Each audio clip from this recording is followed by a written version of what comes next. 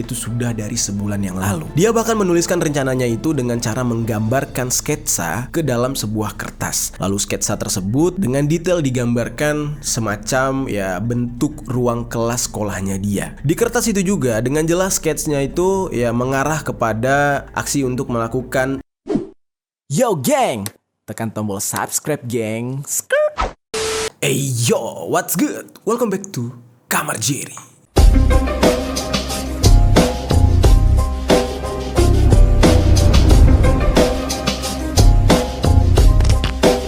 Geng, mengikuti keinginan kalian, banyak yang minta untuk membahas kasus yang satu ini. Sebenarnya jujur aja nih geng ya, gue tuh ngebahas kasus kayak gini nih, itu rada deg-degan sebenarnya. Karena ya tujuannya kan untuk memberikan informasi, memberikan edukasi nih. Tetapi dari pihak YouTube membacanya tuh beda. Justru nanti malah dikira gue tuh kayak di posisi pelaku gitu. Terkadang gue dikirimin surat dari email gitu ya yang menyatakan kalau gue itu butuh pertolongan mental. Padahal di sini gue menyampaikan informasinya. Nah ini semoga gitu ya cerita kali ini tidak membuat YouTube lagi-lagi salah paham gitu.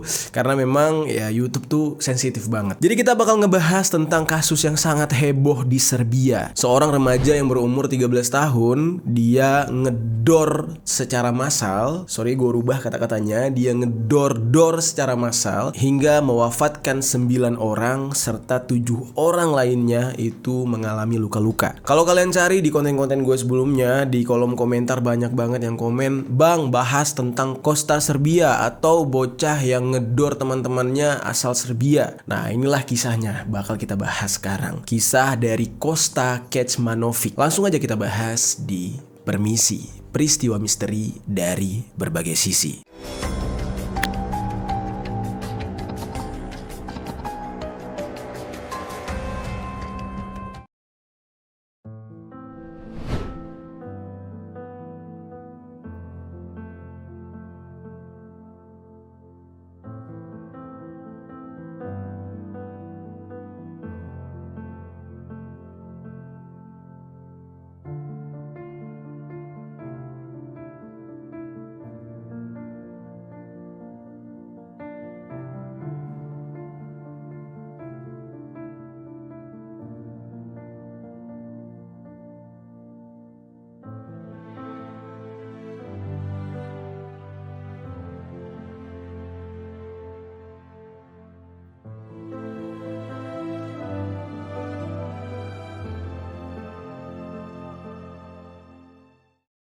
Kosta Kecmanovic. Dia lahir pada tahun 2009 di Serbia yang artinya umurnya masih 13 tahun. Dia ini bukan anak dari orang sembarangan. Kedua orang tuanya itu merupakan ahli radiologi yang cukup terkenal di Serbia. Dia memiliki seorang adik perempuan yang masih berumur 10 tahun. Singkat cerita, orang tua dari Kosta itu menyekolahkan Kosta beserta dengan adiknya di sekolah yang bernama Vladislav Ribnikar Elementary School yang terletak di kota Frakar, Beograd, Serbia.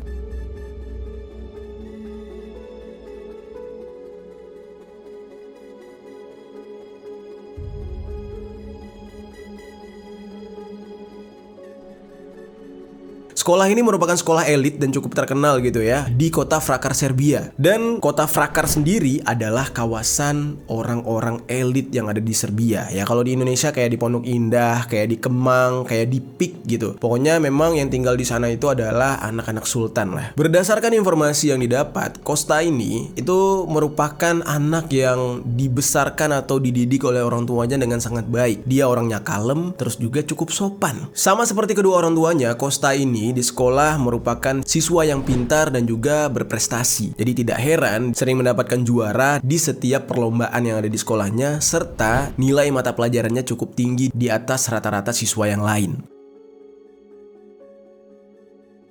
Kosta dianggap anak yang nerd alias kutu buku oleh teman-temannya karena dianggap terlalu pintar, nggak gaul, kerjanya cuma belajar, dan ya kurang asik lah gitu di pertemanan, sehingga dia ini tidak memiliki banyak teman. Tetapi dia memiliki seorang sahabat yang sama-sama bersekolah di sana, dan ya itulah satu-satunya teman yang paham dengan Kosta dan selalu menemani Kosta.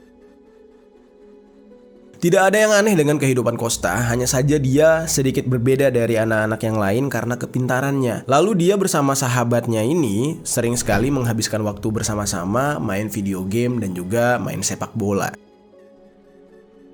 Lalu singkat cerita, ayah Costa ini sebagai keluarga yang kaya raya, sudah pasti mereka mengurus izin kepemilikan senjata. Jadi bapaknya ini ya punya lah gitu ya, semacam pistol gitu yang izinnya sudah legal. Dan senjata tersebut disimpan dengan aman oleh ayahnya di sebuah berangkas. Bukan sembarangan dibawa kemana-mana, hanya dikoleksi untuk berjaga-jaga. Bahkan pistol ini disimpan di dalam berangkas yang mana kode berangkasnya hanya ayahnya yang tahu. Lalu ternyata ayahnya ini memang sering sekali mengajak Costa di waktu-waktu senggang untuk latihan menembak. Ya biasalah kehidupan anak-anak orang kaya gitu ya. Kalau nggak naik kuda, memanah, diajak sama bapaknya ya kan, atau jalan-jalan ke luar negeri gitu ya. Nah kalau Costa ini diajarin menembak sama bapaknya. Beda sama kita nih. Kalau bapak kita ya kan ketemu sama kita ceritanya cerita susah, utangnya lah dari mana-mana gitu ya, sama siapa lagi ribut gitu. Nah beda nih kalau Costa nih hidupnya apa ya, penuh warna lah gitu ya, kayak tekstil. Nah lalu setiap kali waktu senggang mereka belajar menembak, Costa ini jadi paham bagaimana cara menggunakan senjata. Lama-kelamaan karena dia sudah mulai diajarkan teknik-teknik menembak, dia jadi semakin tertarik gitu dengan aktivitasnya tersebut. Dia jadi semakin penasaran dengan penggunaan senjata. Ya kalau dipikir-pikir, andaikan saja ketertarikannya dia ini dilampiaskan atau ya diarahkan menjadi seorang angkatan militer, kayaknya lebih berguna gitu ya. Nah tetapi di sini kan dia masih kecil, umurnya masih 13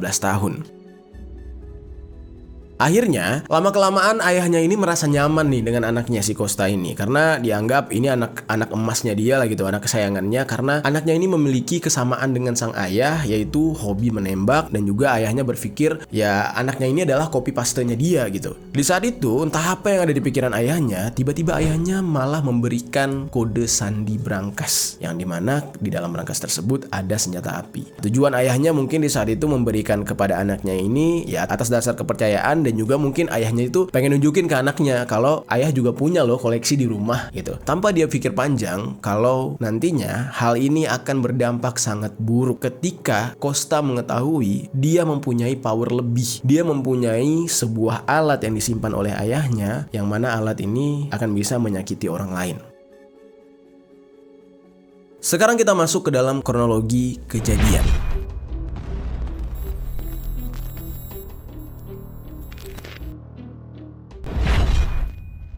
Banyak yang mempertanyakan, apa sih sebenarnya motif dari kejadian mengerikan ini? Dari beberapa sumber, itu ada yang bilang motifnya gara-gara dendam. Ada juga yang mengatakan kalau Costa ini ya tidak terima dia mendapatkan nilai jelek karena dia sadar selama ini dia selalu belajar dengan giat dan dia merupakan anak yang pintar. Namun sampai saat ini belum ada yang bisa menjelaskan dengan detail apa alasan dari Costa melakukan hal keji ini. Kalau dikaji secara balas dendam nih geng, ada yang mengatakan kalau Costa itu dibully selama di sekolah, dan teman-temannya sering mengejek dia karena dia seorang kutu buku yang tidak memiliki banyak teman. Sementara nilai jelek yang dimaksud adalah nilai jelek dari mata pelajaran sejarah. Gila ya.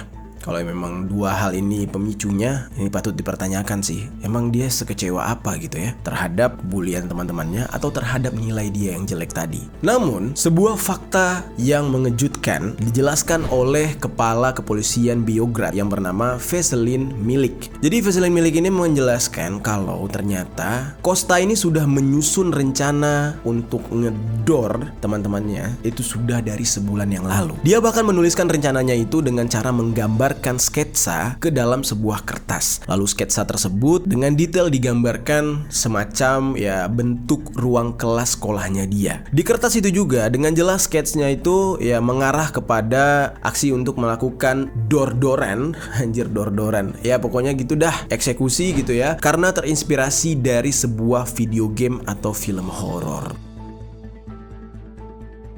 Gila, gara-gara terinspirasi film horor ke distract dengan film horor, tiba-tiba dia memiliki rencana sekejam ini. Berarti pengaruh game gokil juga ya. Di sana Costa juga menuliskan semua rencananya dengan sangat detail, seperti siapa saja yang akan menjadi target dia. Terus juga setiap para target ini berasal dari kelas mana. Namun sayangnya tidak dituliskan alasan kenapa para target ini masuk ke dalam list gitu ya. Biasanya kan jelas gitu ya, si ini saya door gara-gara dia melakukan A, si ini saya door gara-gara cara melakukan B. Nah, tapi sayangnya di sini Costa tidak menuliskan alasan tersebut. Lalu singkat cerita, tibalah ke hari di mana 2 hari sebelum aksi eksekusi ini terjadi, yaitu tepat pada tanggal 1 Mei tahun 2023, yang mana Costa terlihat menghadiri salah satu acara ulang tahun dari teman sekolahnya. Terlihat Costa di saat itu datang dengan tangan kosong, tidak seperti biasanya. Dia datang ke sana hanya membawa badan, tidak ada kado ulang tahun, padahal itu hari ulang tahun temannya. Di situ Costa bertemu dengan si teman yang sedang berulang tahun, dan temannya menanyakan, "Costa, kamu kok nggak bawa kado buat aku?" Lalu dengan senyum simpul Costa menjawab, ini benar-benar ya kayak eksekutor berdarah dingin ya. Dia bilang, "Nanti hari Rabu kamu akan mendapatkan hadiahmu," kata Costa. Mendengar hal itu, si temannya ini merasa girang, merasa senang, dan tidak sabar untuk menunggu hari Rabu, karena ya dia akan mendapatkan kado dari Costa. Ya Costa kan anak orang kaya, udah pasti dalam otaknya, wah ini bisa aja sepatu atau mainan atau apalah gitu, yang sesuatu yang spesial. Tanpa dia ketahui, di hari Rabu itu hadiahnya sangat mengerikan. Akhirnya, tibalah di hari yang dimaksud, yaitu pada tanggal 3 Mei tahun 2023. Saat itu, Costa tiba-tiba mengambil 2 buah senjata, yaitu sebuah pistol 9 mm dan juga pistol kaliber kecil dengan berisikan 15 peluru, serta membawa 2 buah bom molotov yang ada di brankas ayahnya. Tanpa sepengetahuan ayahnya, dia mengambil barang-barang tadi. 2 senjata milik ayahnya ini dia letakkan di dalam tasnya. Lalu, dia berangkat menuju ke sekolah. Setibanya di sekolah, Costa ini benar-benar sudah di dalam kondisi yang excited banget. Dia udah gak sabar lagi ingin melancarkan aksinya. Ya entah apalah yang ada di pikirannya di saat itu ya. Entah dia tidak memikirkan dampak setelahnya. Tapi yang jelas, sesampai di sekolah, dia langsung membuka tas, mengambil salah satu senjata, dan dor. Dia mengarahkan targetnya ke kepala seorang penjaga sekolah. Nah, setelah dia ngedor kepala si penjaga sekolah, dia langsung lanjut berjalan menyusuri lorong sekolah. Dan di saat itu, ketika sedang berjalan, dia bertemu dengan salah satu staf guru yang sedang bertugas di hari itu. Dan tiba-tiba dia mendekati staf guru tersebut. Lalu kemudian Costa ini dengan ala gangster gitu ya, dia duduk di atas meja milik staf guru tersebut seperti sedang tidak terjadi apa-apa. Tidak berselang lama, terdapat 3 orang siswa yang sedang berada di sekitar Costa. Ketiga siswa tersebut tidak mengetahui gitu ya apa yang sebenarnya terjadi. Namun ya beberapa orang di sana sudah mulai heboh mendengar suara eksekusi Costa terhadap si penjaga sekolah. Ketika dia melihat 3 orang siswa yang berada di dekat dia, langsung dia mengambil tindakan dengan sangat cepat sebelum 3 siswa tadi menyadari apa yang sebenarnya terjadi, dan Costa langsung mengeksekusi ke-3 siswa tadi. Jadilah di saat itu 3 siswa tadi tergeletak di lantai dengan bersimbah cairan merah. Lalu beranjak dari sana, Costa kembali berjalan menyusuri lorong sekolah menuju kelas sejarah. Sesampainya dia di pintu kelas, dia langsung mengarahkan target kepada para siswa dan guru yang berada di kelas tersebut. Dan beberapa siswa yang sudah menyadari kalau Costa sudah siap mengeksekusi mereka, sebagian besar dari mereka langsung refleks tunduk ke bawah meja. Dan beberapa lainnya berteriak dan mencoba untuk kabur melalui jendela. Langsung di saat itu, dengan brutal dia mendor satu persatu siswa yang ada di kelas, dan beberapa dari mereka itu terkena peluru eksekusi dari Costa. Dan setelah puas mengeksekusi dengan brutal, Costa langsung meninggalkan ruangan kelas tersebut.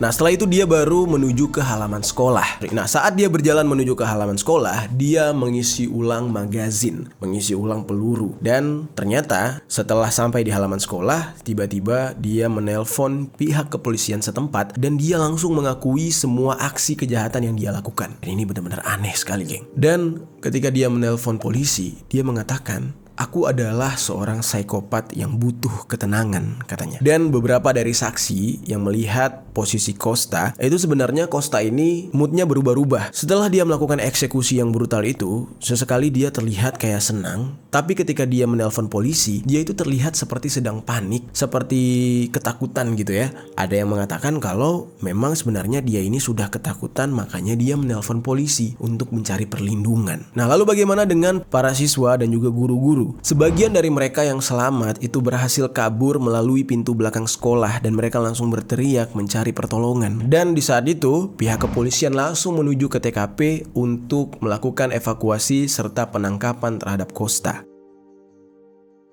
Setelah aksi Kosta ini selesai, di saat itu diketahui korban dalam insiden ini itu berjumlah 9 orang, yang mana terdiri dari 7 anak perempuan dan 1 anak laki-laki, dan 1 orang lagi adalah seorang penjaga sekolah. Lalu nggak cuma itu, terdapat 6 orang murid, yaitu 4 anak laki-laki dan 2 anak perempuan serta 1 orang guru yang mengalami luka-luka karena aksi brutal dari Kosta. Dan menurut informasi nih geng ya, ditemukan salah satu korban kondisinya benar-benar mengenaskan. Dia mengalami luka di bagian leher dengan peluru bersarang di sana, serta di dadanya juga itu sampai bolong geng. Dan dia merupakan korban dengan kondisi yang benar-benar mengerikan. Nah, lalu dari korban yang lain yang berhasil selamat itu adalah seorang anak perempuan yang mengalami cedera di kepala dan kondisinya sedang kritis sampai saat sekarang ini. Lalu pihak kepolisian setelah ditelepon oleh Kosta itu baru tiba di TKP pada pukul 8.40 pagi. Dan pihak kepolisian langsung menutup akses jalan yang ada di sekitar sekolah, lalu masuk ke dalam perkarangan sekolah mencari si pelaku, yaitu Kosta. Yang mana Kosta ternyata tidak beranjak, dia tetap berdiri di halaman sekolah.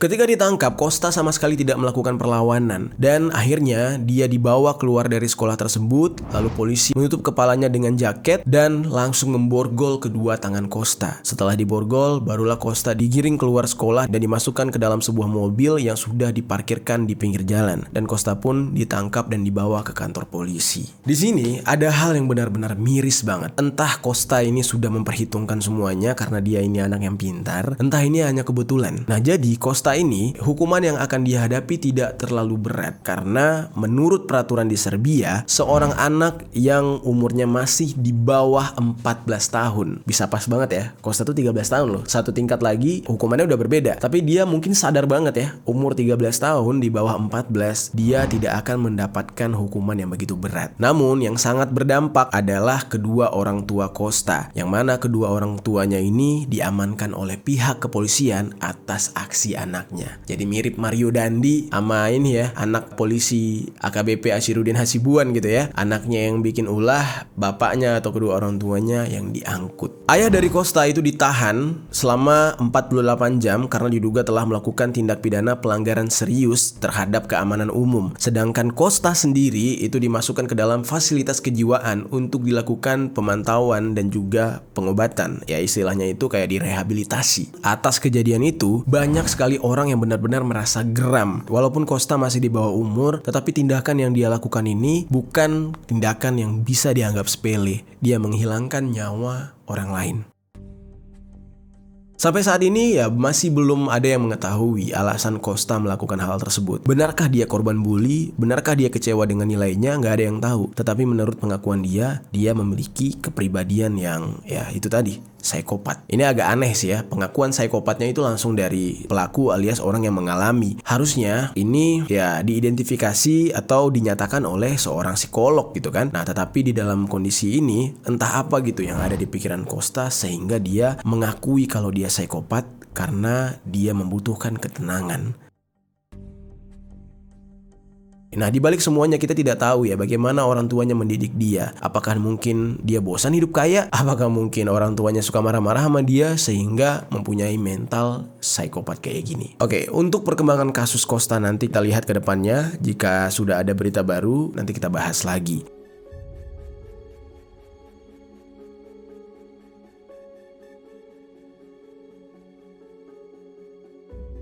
Nah untuk sekarang kita bakal bahas insiden lanjutan alias kejadian selanjutnya tidak lama setelah kejadian yang dilakukan oleh Kosta. Masih di negara yang sama dan ini kejadiannya tidak lama setelah kejadian Kosta. Hanya berjarak sehari tiba-tiba terjadi lagi nih eksekusi dengan menggunakan senjata. Seseorang melakukan dor terhadap orang lain secara massal di desa Dubona dekat dengan kota Mladenovac yang ada di Serbia. Berdasarkan informasi yang didapatkan, pelaku ini bernama Uroš B yang berusia 21 tahun. Wah, masih muda banget. Kejadian ini bermula dari sebuah perkelahian yang dimana Uroš ini berkelahi dengan seseorang di dekat sebuah sekolah pada hari Kamis malam tanggal 5 Mei tahun 2023. Nah, setelah berkelahi di tempat tersebut, tiba-tiba Uroš ini pergi dari lokasi dan tidak lama dia kembali lagi ke lokasi. Saat dia kembali, ternyata dia sudah membawa sebuah senapan dan juga pistol. Dia kembali menggunakan mobil, lalu tiba-tiba melepaskan peluru dengan cara brutal, ngedor semua orang yang berada di sana tanpa ampun. Dia ngedor secara terus-menerus sampai beberapa orang di sana terkena hantaman peluru. Dan setelah melakukan aksi kejinya tersebut, Uros ini langsung melarikan diri dari lokasi. Warga sekitar yang mendengar hal tersebut langsung sigap menelpon pihak kepolisian, dan pihak kepolisian langsung mengambil tindakan tegas menuju ke lokasi. Langsung setibanya di sana, pihak kepolisian memasang pembatas jalan atau police line dan menutup akses jalan untuk kepentingan olah TKP. Di dalam kejadian ini, ada 8 orang yang menjadi korban dan 14 korban lainnya mengalami luka-luka. Dan di saat itu pihak kepolisian langsung mengejar Uros. Uros masuk ke dalam daftar pencarian orang oleh pihak kepolisian. Ada 600 orang personil kepolisian Serbia yang dikerahkan untuk mencari Uros. Sampai-sampai pihak pemerintah itu meminta satuan anti teroris khusus dan juga satuan militer yang memiliki tugas untuk menegakkan hukum di tengah-tengah penduduk sipil yang disebut dengan gendarmeri. Itu sampai diturunkan juga untuk mencari Uros ini. Perburuan ini dinamakan dengan Operasi Angin Puyuh. Di saat itu Uros sudah melarikan diri entah kemana, entah ke dalam hutan atau dia justru ke luar kota. Yang jelas di saat itu unit kepolisian sampai masuk ke dalam hutan dan juga perbukitan di dekat desa Dubona untuk mencari keberadaan Uros. Akhirnya pencarian pihak kepolisian membuahkan hasil. Uros berhasil ditangkap pada hari Jumat tanggal 6 Mei tahun 2023. Nah, langsung Uros dijebloskan ke dalam penjara sambil menunggu persidangan untuk hukuman yang akan dijatuhkan kepada dia. Dari sini kita bisa melihat ya geng ya, kayaknya kita harus bersyukur banget gak sih tinggal ya di Indonesia atau teman-teman dari Malaysia dan juga negara-negara tetangga lainnya. Serbia itu mirip banget dengan Amerika, yang dimana mereka melegalkan senjata api untuk masyarakat sipil di negaranya. Dan Serbia sendiri memiliki tingkat kepemilikan senjata yang cukup tinggi setelah konflik dengan Kosovo pada tahun 1990-an. Dan bahkan menurut penelitian, jumlah sipil yang memiliki senjata di Serbia itu mencapai peringkat ketiga banyaknya setelah Amerika dan Yaman. Nah, jadi penduduk Amerika rata-rata punya senjata, penduduk Yaman juga, dan Serbia adalah tingkat ketiganya. Tapi berbeda dengan Amerika, kalau di Serbia walaupun masyarakatnya memiliki senjata legal, senjata api legal, tapi jarang sekali ada kejadian kayak gini. Kalau di Amerika ya hampir setiap hari ada orang yang didor hingga tewas, tapi di Serbia ini jarang sekali. Ada sih kasus eksekusi dengan senjata api yang pernah terjadi di Serbia, tapi ini tahun 2013. Itu juga gara-gara seorang veteran perang yang memiliki gangguan jiwa. Di saat itu dia mengambil senjatanya lalu menargetkan kerumunan orang yang sedang berjalan-jalan di saat itu, dan dalam aksinya ini menewaskan 13 orang. Nah, lalu setelah kejadian tersebut tidak pernah ada lagi kejadian eksekusi menggunakan senjata. Barulah terulang saat Costa dan juga Uros yang melakukan di tahun ini. Berarti ya 2013, sekarang udah 2023, 10 tahun lalu lah ya. Dan atas kejadian ini, Menteri Pendidikan Serbia yang bernama Branko Ružić itu sampai mengundurkan diri pada hari Minggu tanggal 8 Mei tahun 2023. Gara-gara dia merasa gagal sebagai Menteri Pendidikan untuk mencegah aksi kriminal yang dilakukan oleh Costa dan juga Uros. Mantep ya, pemerintah negara orang tuh ada rasa malunya gitu. Berbeda banget dengan ya negara ya gitulah. Berbeda gitu ya. Ini orang ada rasa malunya langsung mundur gitu dari jabatannya. Kalau pengaruh buruk yang didapatkan oleh warganya, terutama para pelajar atau remaja-remaja, itu gara-gara ya inspirasi dari internet, terus dari video game, dan juga dia sendiri mengakui adanya nilai-nilai barat yang menjadi inspirasi aksi brutal yang dilakukan oleh para pelaku remaja ini. Gila ya, pengaruh barat itu nggak bagus juga ternyata. Dan ini diakui oleh orang bule sendiri gitu kan. Dan atas Menteri Pendidikan Serbia ini, banyak warga Serbia yang juga menuntut agar pejabat-pejabat senior lainnya juga ikut mundur atau mengundurkan diri setelah terjadi aksi brutal yang berturut-turut ini. Jadi dianggap pemerintah gagal. Dan semenjak kejadian tersebut, pemerintah mengambil aksi yang benar-benar tegas. Mereka mengimbau semua masyarakat mereka untuk mengembalikan atau menyerahkan senjata api yang dianggap ilegal ke pemerintah. Atau kalau tidak, mereka akan diberikan hukuman kalau ketahuan memiliki senjata yang tidak terdaftar. Agak cukup aneh sih ya tindakannya, karena ya senjata yang digunakan oleh Costa itu senjata yang legal dan terdaftar milik ayahnya dan bahkan disimpan di dalam berangkas. Jadi intinya adalah terdaftar ataupun tidaknya senjata tersebut tetap bisa digunakan apabila si majikannya itu memang berniat jahat, ya kayak Costa ini.